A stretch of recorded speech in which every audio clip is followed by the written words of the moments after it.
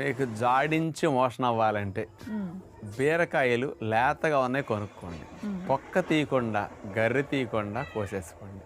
Okay. అసలు దొడ్లో స్వర్గం కనపడుతుంది. హ్మ్. అందుకని మలబద్ధకాన్ని తొలగించుకోవడం చాలా మంచిది. ఓకే. అట్లాగే కొంచెం బీరకాయ ముదిరిందనుకోండి, బీరకాయ రోటి పచ్చడి చేసుకుని చట్నీ తినేసేయండి. హ్మ్. అలాంటి ఫైబర్ వెళ్తే 7 మీటర్ల పొడవు ఉండే ప్రేగులు శుభ్రంగా క్లీన్ అవుతాయి. హ్మ్. బీరకాయలంటే 0 క్యాలరీస్ అనుకోండి. హ్మ్. అర కేజీ కూర తిన్నా అందులో ఏమీ క్యాలరీస్ ఉండవు. ఏదో 13, 14 క్యాలరీలే కదండి. హ్మ్. కాబట్టి షుగర్ తగ్గాలన్నా, బరువు తగ్గాలన్నా, కొవ్వు కరగాలన్నా, కొలెస్ట్రాల్ తగ్గాలన్నా అట్లాంటి వారికి బీరకాయ చాలా మంచిది. ఆరోగ్యకరమైన బీరకాయ వంటకం చూద్దాం. బీరకాయ పెరుగు కూర తయారు చేయడానికి కావాల్సిన పదార్థాలు: బీరకాయ చక్రాలు 250 గ్రాములు, పెరుగు హాఫ్ కప్, కొబ్బరి తురుము హాఫ్ కప్, పచ్చిమిరపకాయ ముక్కలు హాఫ్ కప్, మజ్జిగ 2 టేబుల్